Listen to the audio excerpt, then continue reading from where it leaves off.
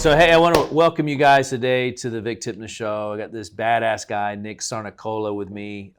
Amazing guy, amazing career. He's done a tremendous amount of stuff. He's actually going to be on the panel for the Rise conference. So you have to come and listen to what this guy's talking about in terms of network marketing, building a sales team. This guy's got amazing experiences, life advice for you. So tell me a little about yourself, man. From what I've heard, you have a pretty amazing career, man. Yeah, there was definitely a great run. I'm actually the one story of a kid that got recruited out of the mall for the direct sales network marketing industry that it worked.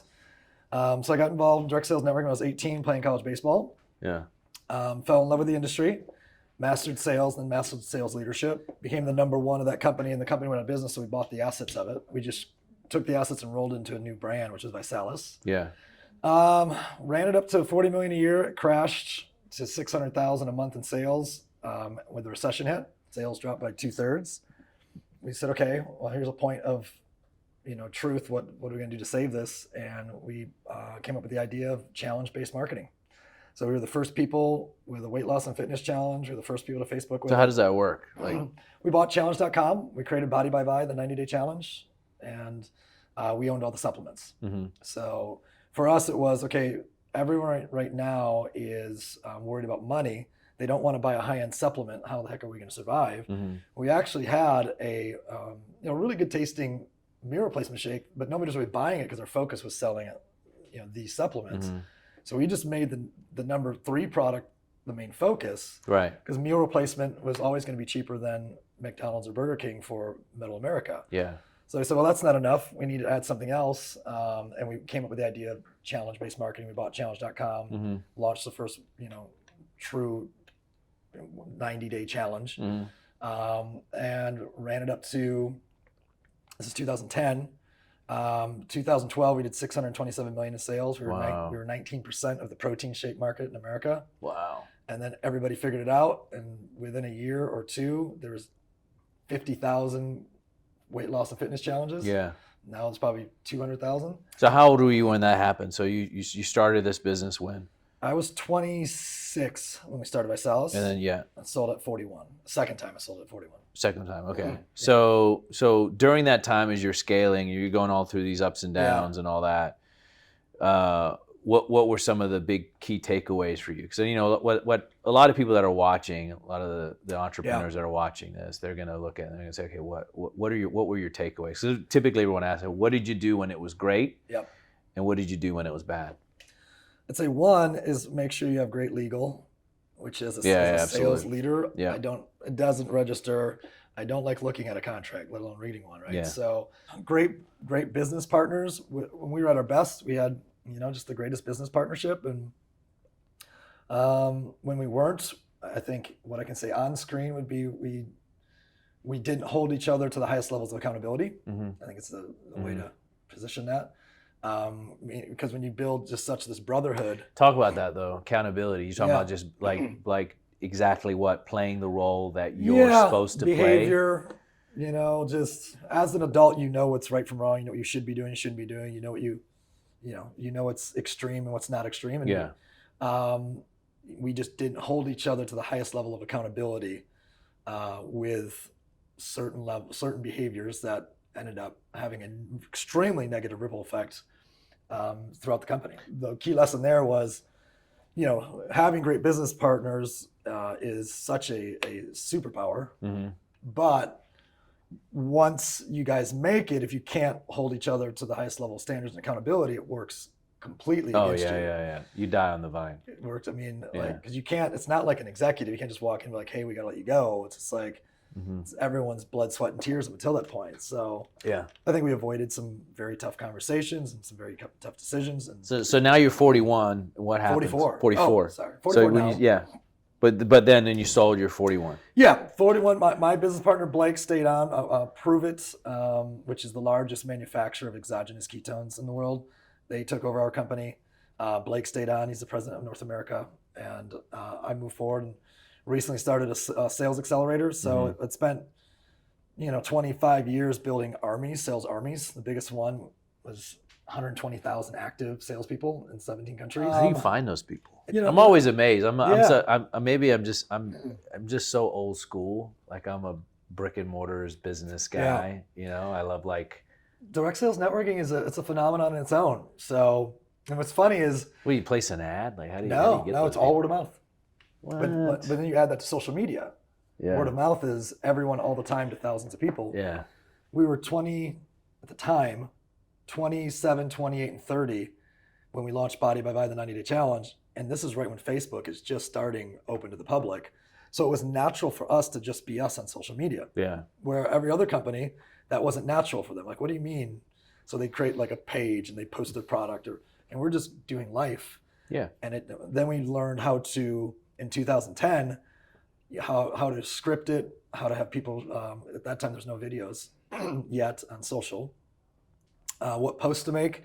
Hey guys, I just started my 90-day challenge. My goal is to lose 30 pounds the next 90 days. I want you either to support me or join me. Like, who wants to do a challenge with me? I just find that stuff fascinating. It's like a whole new world to me. Yeah, and it just went crazy. It went viral. Yeah. We had 3.6 million customers in 6 or 7 years. Wow. Yeah, I mean, this was the most extreme of all highs and the most extreme of all lows. Yeah. The biggest event we had was I sold out the Miami Heat Arena with 14,000, and these were just the salespeople that showed up. And it's just crazy when there's that many people. Because for them, it's supplemental income. Correct. Right? A lot of these people have full-time jobs, right? Most of them. And most of them. Their dream is to get out of It's that big of a market, I guess, Correct. right? For people that want to Correct. have supplemental income. Network marketing is just gig economy before gig economy was called gig economy. Gig economy is now the cool term for what network marketers are doing since 1940. Yeah. And then affiliate is just another clever way of network marketing. It's of course. Affiliate is 1 to 2 levels. Party plan is 2 to 3 levels. True, and these are legal definitions. True multi-level marketing is 4 to 7 levels. It's a legal, reference. So some companies that don't want to be known as them, I'm like, oh, we're an affiliate model. I'm like, you have 5 levels. You're legally, by a lawyer in a court's definition, you are multi-level marketing. Right. So it's a definition of that. I took a year off and then just launched a sales accelerator where top sales professionals only, top 1 of 1%. The macro idea is I'm a sprinter. Sales leadership's my gift. I like to exit, so I want to partner in high multiple verticals with mid-cap companies. Take a piece of their equity because I'm not creative. I'm not an inventor. Mm-hmm. Blow out their sales. We exit when they exit. And for me, it's just the culture of just the top sales assassins and of growth and social impact, and still being hungry and but also allowing them to experience multiple exits and I think having a very non-corporate culture for high-level sales professionals. That's a lot. The speaking is what does this. Yeah. So this is Tony Robbins' disease. So this is you're every day. Yeah, no, I feel you. So now you're going to be at Rise Conference. You're on the panel. Yeah. What do you feel like is something that your gift to these people? Sales leadership. Which is very different than sales. So one of the questions in here is like, what do you want to tell people about entrepreneurs that really want to expand their sales? Learn to lead, right? So for me, my formula is mindset plus skill set times leadership equals a company's result, a person's result, whatever, insert the entity result. So mindset is obviously all the things that are intangible: emotional intelligence, attitude, desire. Skill set, I know how to present, I know how to speak, I know how to close. But leadership's a multiplier. So what I mastered early on was I got great at sales, but I mastered sales leadership. And the difference between those two is this is transactional. I sell this and I'm really good at it. Sales leadership is recruiting, compensation plans, expansion, culture, LMS, and what to say, when to say, and all learning management systems. So when you're onboarding 10 new people, what's their first 10 minutes? What's the questions? What their next 10 minutes? Yeah. The whole training model. Yeah. And then as you expand into different countries, how to take their culture and merge it with your culture, and all of that is it's a science in itself. And I think sales leadership is the most natural gift for me, and the thing I think I have the most mastery over. Wow. Yeah. So that's the gift that you want. So you're going to talk about sales leadership. Yeah. Because it's obviously a big void, right? Because people think it's like a good salesperson being a sales manager. Totally different thing. Very different. Very different thing. One of them's checking boxes, checking your reports, checking, did you make the calls? Management is necessary. Yeah. But by the way, if you hire the right people, you don't need to manage them. They're self-managed. Right. So I try to hire people that self-manage, and I just lead, right? It's like, if I'm leading correctly and I've hired correctly, they will self-manage. That doesn't work for smaller roles or smaller. But that's how you scale. Yeah. Yeah. That's how you scale, right? That's the key to scaling, because everybody else wants to do everything themselves. Which is impossible. Which is impossible, right? And I think you said there's a void of sales leadership. I think there's a void of leadership, period. Oh, Like, huge void. Massive void. Yeah, huge void. And from 20 to 30, maybe 22 to 32, I became a magnet to all content leadership related. So it started first. So for 10 years, all I did was study leadership. And at first it was just, I want to read about how-to leadership. John C. Maxwell, the 21 of this, the 18 of that, the 92 of that. And I was like, okay, I got that. Then it was this person on leadership. So the forefathers on leadership, Lincoln on leadership, MLK on leadership. So another author creating how-to steps of a leader. Then I got addicted to the biographies of the greatest leaders and learning about their entire life and watching them from childhood into success. And I would do purposely, I'd read a 500-page book on the biography of JFK, and then a 500-page book on Che Guevara, who became mortal enemies at the exact same time. And you start to see the process of them leading up to each other and the difference in what they had to do and what created the antagonism in them, et cetera. So yeah. So what do you think are somebody wants to be a good leader? Yep. What would be your advice to them to be a good leader? What are the top 2 to let's say 3 things that you think are like, hey, if you want to be a leader, this is where I would focus? Number one, leadership is a skill. So you can. Do you think everybody can be a leader? I do. Okay. I think. I don't. Okay. That's good. I don't think everybody can be a leader. I think more people have a natural tendency for it. I think more people are more gifted at it. But I think leadership is a skill that can be learned, just like sales can be a skill that can be learned, or just like. And what skill is that? Leadership, or. Yeah, what skill to be learned? So, what would you say? Let's say I've got Joe. Yep. Joe has never done anything in terms of running a team. Yep. What's your advice? What skill is Joe working on? So there's going to be many of those. Yeah, I know. I know it's a broad question. Number one is the ability to get people to every day enjoy the work process and the flow daily while chasing a bigger vision. So it's got to be a greater vision. Yeah. They've got to be able to communicate that vision, keep that vision in the front of people. They've got to understand that those people are not showing up though just for that vision. So what is their individual vision? How can I help you craft what your outcomes are for yourself, for your family, for your next year, your next 5 years, whatever length of time we have together? How can I connect the dots between this vision and your vision? So every day when you do show up, you and your brain, you're not doing it out of resentment or out of you feel like you have to. Yeah. Because a lot of people show up to work because they have to. Yeah, of course. How do I keep you in alignment with the company's culture and values? So the accountability. Yeah. How do I lead you through, preferably through love as opposed to pain, right? So, and you have to know when the stick and when the carrot, which one. You have to have mastery over whatever you're selling yourself. I think that's the obvious one, right? Yeah. So, you can't lead people, and it doesn't be selling, but you can't lead people to do something you've never done. Is leadership a democracy or a dictatorship? Leadership is both, depending on the circumstance. So as the leader, you got to decide when you walk in and say, this is not, we're not voting on this. This is the decision. Yeah. And then you also it's like China. Yeah. You also need to know when it is a democracy. And you say, okay, guys, we need to make a decision here, and I need your help, I need your support, I need your buy-in. But I think it's a little bit of both. Yeah, I see that. All right. So kicking it back the other direction. So you had referenced that you don't have the same belief of that anybody can lead. What's the thought process on that, or where does that stem from? Or I think that there's certain people that obviously have a natural skill for leadership, right? But, generally speaking, leadership takes courage. And you have to have an ability to stand up for something that most people are not going to agree with, or probably don't see it the way that you see it. So they're just like, you're kind of on your own island, right? And you have to really have the courage to say, hey, you know what? I believe in this so much so that I'm willing to die on the battlefield for it, right? There's very few people that are going to do that. Very few people. I agree with that. Yeah. But there's a distinction between who are willing to and can you learn the skill of courage, or can you be taught courage? Or I think to some degree, but I think there's some people that just can't. Okay. It's like, is everybody great at sales? No. Exactly.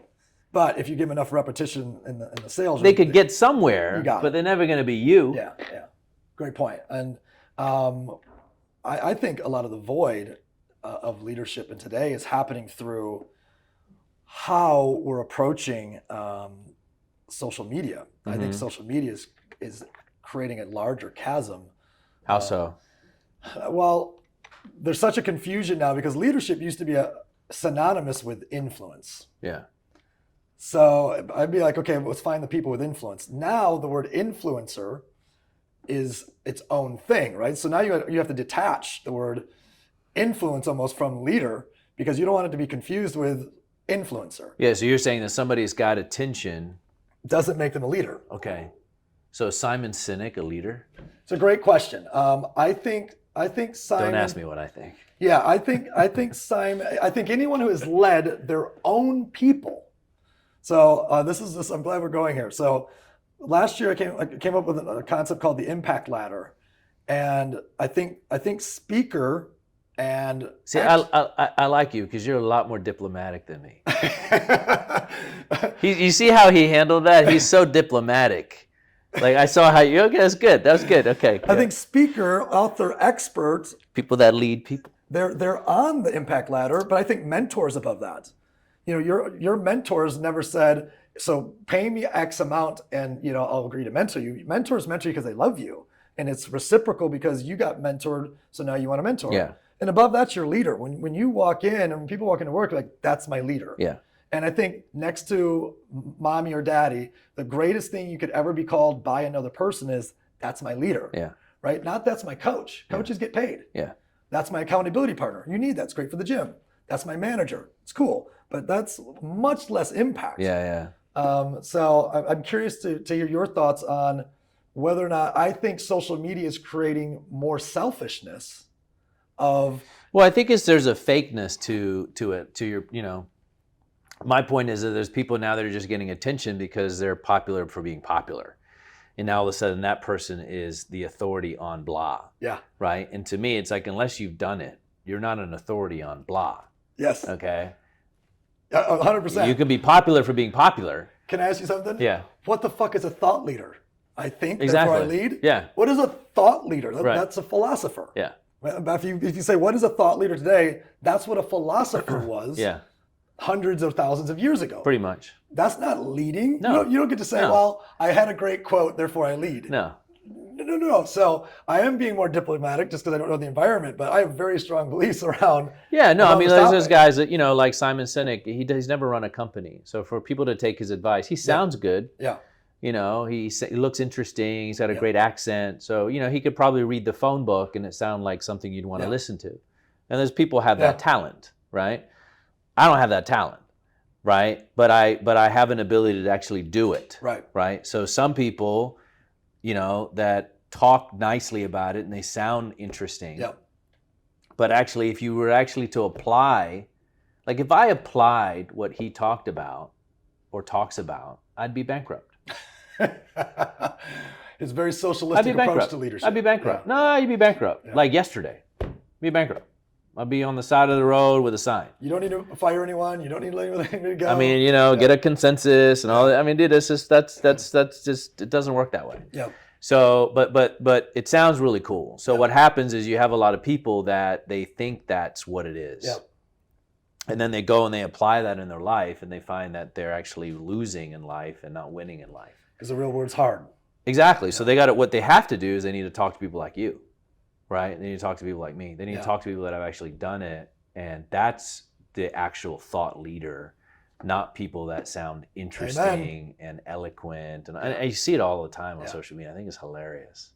I sometimes try to like mimic that. And the gap's getting wider, because think about the amount of coaches that are just regurgitating what another coach or expert or author is saying. Yeah. And it's just getting bigger and bigger and bigger. And it's so confusing. Sometimes I watch a video and I send it to people and I'm like, what the fuck is he talking about?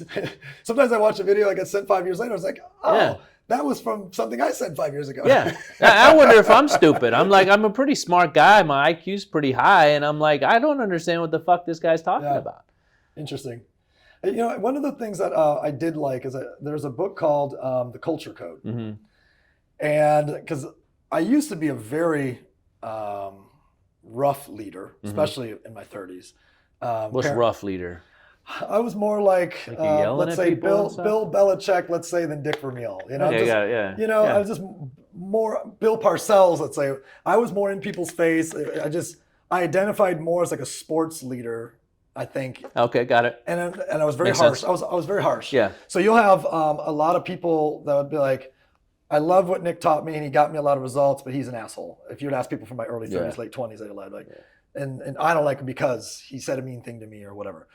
But what I do like about, say, Simon's content is there's certain pieces of it that'll take to soften certain pieces of my rigidity. Yeah. And Culture Code was a big like listening. Yeah. Like I'm still haven't gotten that. I don't listen to anybody. And Culture Code was a big one for me. Daniel Coyle, who wrote Talent Code, because it's the case study. And I like that. If you're a high-level scientist and you're doing a case study, and I can pull from all your examples, I enjoy that, of what were the most successful cultures. And one of that was the Navy SEALs, and it talked about safety. Unless there's safety and teamwork, if the person doesn't feel safe, because I loved it in the context of Navy SEALs. They kick ass, they take names, they wipe people out, so they don't do a safe job. They don't do it in a nice, sweet, kind, caring way, but they have so much dependability. They know they're safe because of the team around them. Mm-hmm. And I thought that was the number one thing I took in the last few years that adapted my leadership style was when people walk in today or when they're on a Zoom with me, do they feel safe? And if they don't feel safe, they're not going to give me their best. Mm-hmm. Yeah, I totally agree with that. Yeah. Yeah, you got to create a safe environment. Yeah. So you're a new dad. How's that changed everything? No, I love it, man. I'm having a blast. Yeah. Has it changed your leadership style? Has it changed your... Not really. I mean, I think I'm just more... I would just say more tired than I've ever been, really. I mean, it's like, no, I don't think it's really changed that. I think if anything, it's particularly... Well, I think what it does do is it brings out a softer side of you, right? Because I'm a pretty hard guy in that sense, and I think that particularly my girl Victoria is like a whole new world with her, right? Like I have other boys already from a previous marriage, right? Yep. So I've experienced that, but having the girl is like a whole different deal, dude. I'm so grateful that my daughter was born first. Yeah. Because that was the first major... You have two. I have two, a girl and a boy. Okay, got it.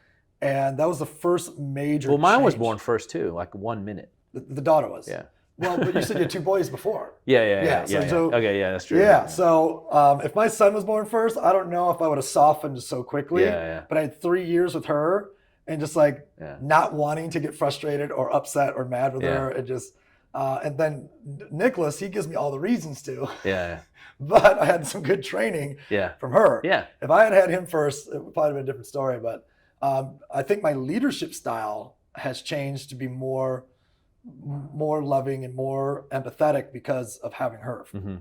So. Yeah, it makes sense. Well, I mean, I think having the kids is obviously great, and I think having the right spouse, like for me, having having the wife that I have is really what allows me to really focus and do all the things that I do. Like if I didn't have her, I would not be able to do all the stuff that I do.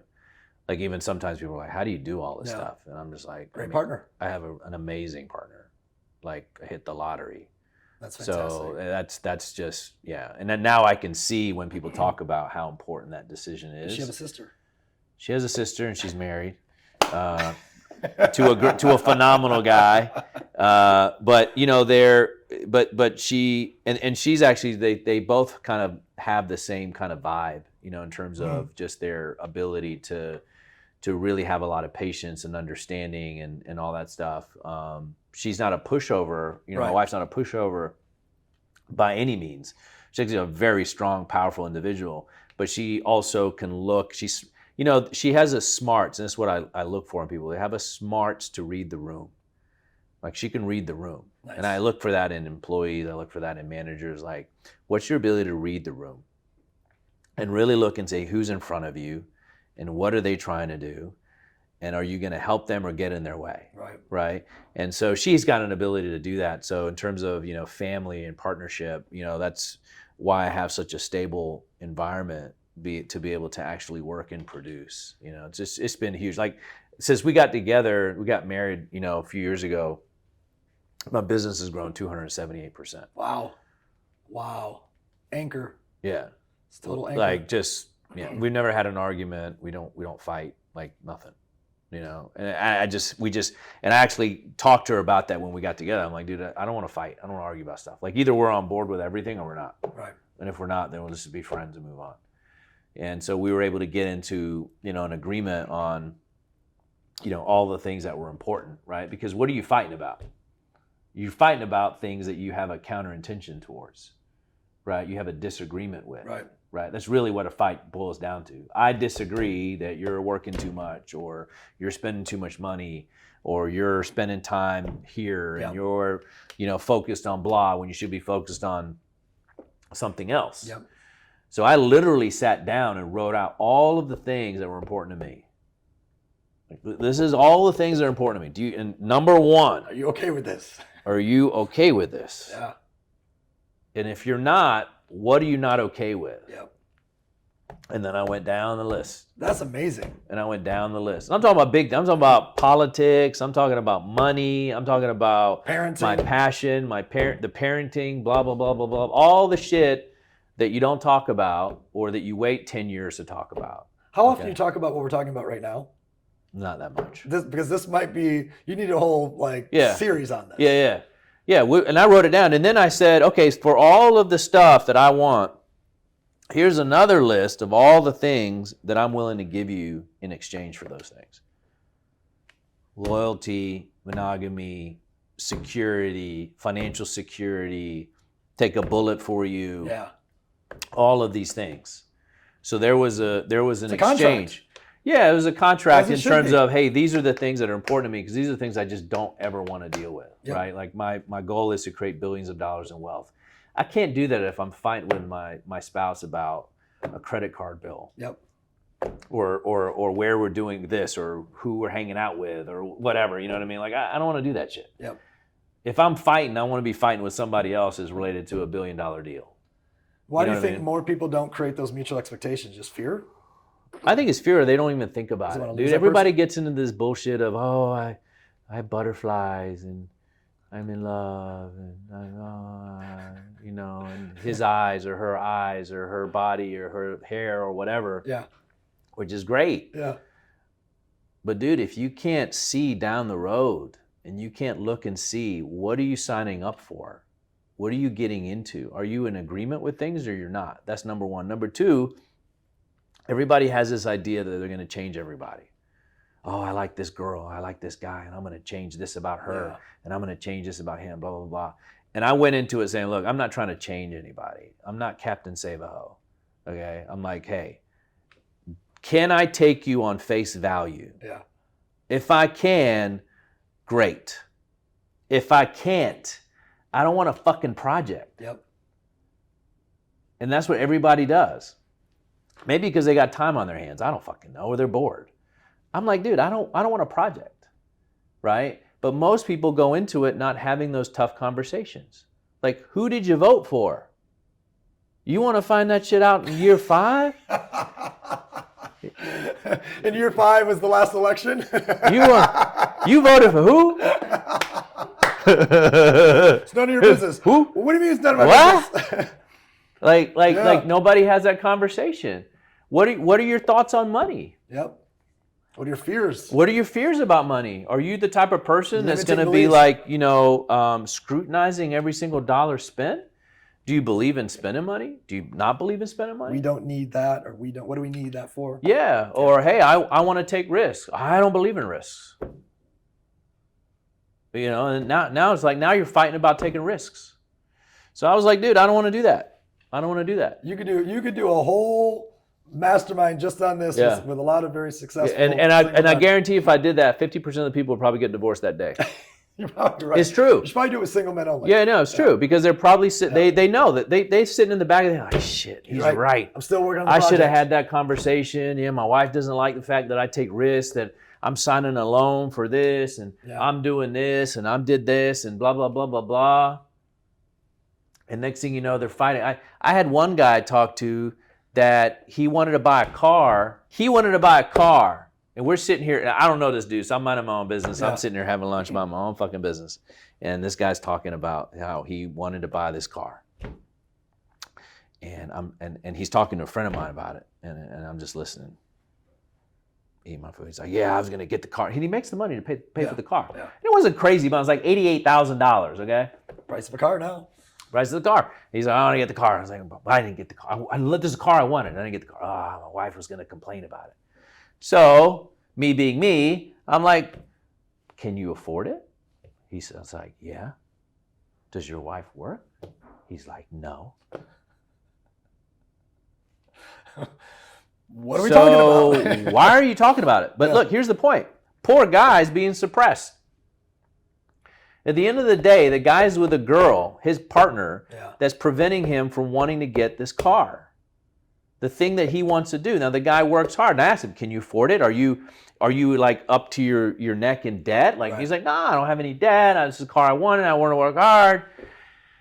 And I'm thinking, dude, I would kick that chick to the curb, okay? I'd be like, dude, like, I'm buying whatever the fuck I want to buy. If I work hard, I'm buying whatever I want to buy.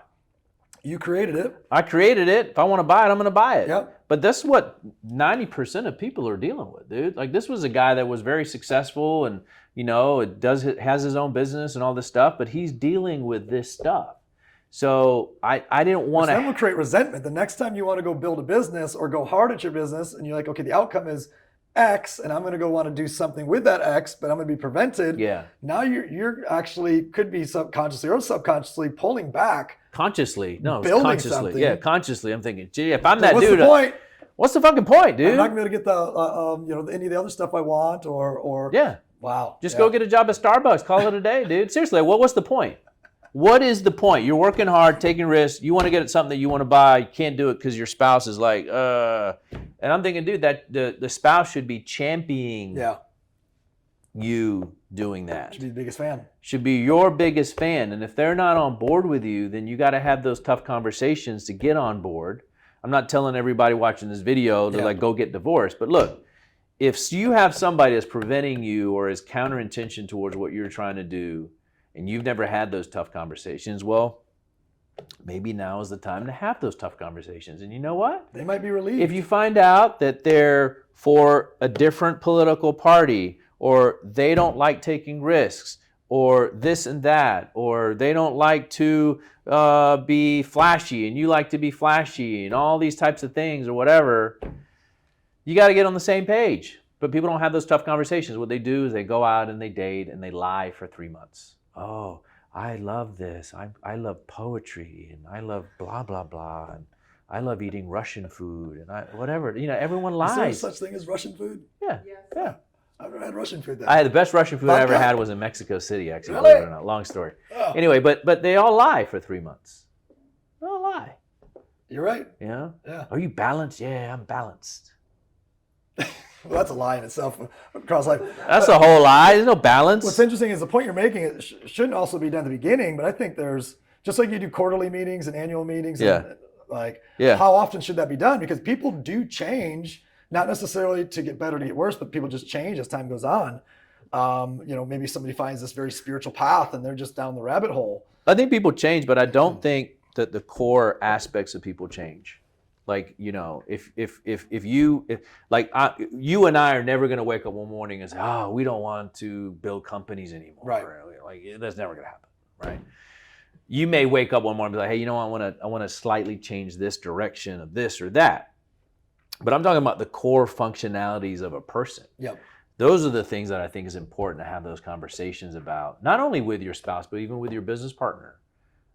You know, like I had a business partner that didn't want to grow. Yep. He didn't want to get past 50 employees because he didn't want to pay for people's health insurance. How fucking stupid is that? Okay. Now, had I now flunk on me that I should have asked those, this was, 10 years ago, I should have asked those questions. Now I would be like, hey, so what are your visions? If your visions are, I want to grow it to $20 million in cruise, you're not my guy. Right. But those are the tough conversations that most people don't want to have because they get into this honeymoon phase in business, even with employees, and with their partner. Great tie back. Right? They just do. They just get into this honeymoon phase. And so I think whether it's in sales, whether it's in leadership, whatever, it's just really saying the things that you know you need to say, but you don't want to say it because you feel it's controversial or whatever. Truth hurts. Yeah, I mean, I think, truth can I believe you can always land the plane, right? No matter what it is you're trying to talk about, right? You obviously have that skill of being able to talk about tough subjects, which is another skill which people got to develop, right? But I think you have to generally talk about those tough things because if you do, you feel better, right? Because now you've kind of let it go and you're like, okay, it's therapeutic in a sense and you're talking about the elephant in the room. But what I'm trying to impress upon people, and I do in my life, I don't feel that it's real to always be arguing and fighting and be in situations where you're constantly being in situations where you're just in disagreement, right? We go back to that same comment of the best organizations have safety. What you did is you created mutual expectations, so you knew what to expect. She knew what to expect. Yeah. So there's that layer of safety for years or decades to come. Exactly. Right? Which is interesting that when you go back to the Culture Code as a book, and it's like, oh, wait a second, you created safety for her, she created safety for you, let's roll. Exactly. So, and when you tie that back to, you should be doing that with your business partners, you should be doing that with your hires, especially your executives. It's really, and it's, as you say it, I'm like, yeah, we absolutely do that with any executive or any person that's going to be in a leadership function. Why don't men or women do that when they're searching for a partner? Yeah. For me, when I met my wife, it was like the first week. I was gonna say you must do that early on because I think what happens is you start to fall in love with someone, then you start to see red flags, then you don't want to know because you're so in love with this person that you don't want to feel the pain of ending that. Yeah, first week. And I think it's just a trap. The first week, I was like, first week. Second date? Third Pretty date? much. I was just like, dude, this. I just didn't want to waste time. I didn't want to waste time. Yep. And I wanted to be honest, and I was like, look, this is what I'm about. Like, I know me, and I know what I'm about, and what my purpose is, and what I'm trying to do. And I'm not trying to change for somebody. So I was just like, this is who I am. I love to work. I love to build companies. I wanna have an extravagant life. I want to help a lot of people. Yeah. And this is what I want to do. And if you're not for that, you're within your rights to say, hey, no, I want to be a low-key person. I just want to have a house and 2 cars and live in a subdivision. White picket Great. fence. Then go do that. Yep. Right? I'm not that guy. Yep. And if you want what I want, well, there's a price that comes along with that. And those conversations I had like the first week saved me a ton of time. What's a secondary characteristic or similar story to that that's had such an equal profound impact on your outcomes and anything that you've done? So that, to me, that's like, hey, here's one thing that I did that just changed the trajectory of my life. What would be another one? I think the other thing would be having a very crystal clear image of exactly what I'm trying to do. Okay. And I don't think a lot of people do that. Like when you ask people, like, what do you want to have? It's, I'm going to think about it. Oh, yeah. I want to have a house. Yeah. Where's the house? Oh, I don't know. Didn't think about it. Right? Which is the basics of anything when it comes to goal setting or dream building. It's crystal clear. And like for me, I knew exactly the businesses that I want to have. I want to have 30 companies the size of Blackstone or bigger. I knew exactly the wife I wanted to have down to the city that she was from. Wow. Yeah. Like I'm talking about crystal clear, bro. Wow. I'm talking about defining it. What city is this? She's from Medellin. Okay. Okay. So like that was the city. Like I literally defined every single part of it, and I do that for everything in my life. So anything that, when I talk about clear vision, I'm not talking about, oh, I want to build a business. Oh, I want to have a spouse. Oh, I want to have a friend. It's a clear vision of it. And then anything that comes in my day, in my life, that doesn't fit it or doesn't help propel me to that, I remove it. Yep. Just that. And that's where you get the whole reputation of being shrewd. Time value. Because I'm just like, this thing or whatever it is coming in my life, it ain't going to help me get to where I want to be. Boom, done. Yep. Move on to the next thing. And that's the best advice that I could give to people, because I apply that in my life every single day. And I think you have to be ruthless in order to do that. Well, the level of self-awareness and discipline, your ruthless discipline is probably... Like I've gotten rid of a lot of people in my life because you just don't fit it. Yep. They're not bad people, and somebody else may be like, oh, well, they're a good person. They may be good, but they're not good for my plan. Right. And that's where you have to be like, okay, where's my loyalty? My loyalty is to my goals. And people have trouble swallowing that pill, but you can still love those people. But you can love them from afar. I talk about it all the time. Love them all you want. Yeah. Just be over there. You over there. Love you from afar. I'll send your ass a card. You know what I mean? You'll be on my Christmas list, whatever. But you're over there. Yeah. Amen. And that I think that has contributed to my success more than any other thing that I've done in my life. So if you were to encapsulate that into one statement back, would it be having a crystal clear vision for what I want and the discipline to not allow anything in or influence me away from it? Yeah. Simple as that. And I really enjoyed the conversation, man. I had a great time today. Yeah. Thank you so much. Yeah. I think some of the stuff that we spoke about today was not normally spoke of, let alone on a podcast, but it needs to be shared behind closed doors. It needs to be at dinner tables. You went deep on certain topics that are very taboo or most people avoid, because it's highly triggering for most people, right? Yeah. So I think if people really spend the time to dive into the topics that you covered today, specifically around relationships and specifically around, almost the contract between that, I think you can change a lot of people's lives with it. Appreciate you, man. So thank you for having me on. Yeah, of course.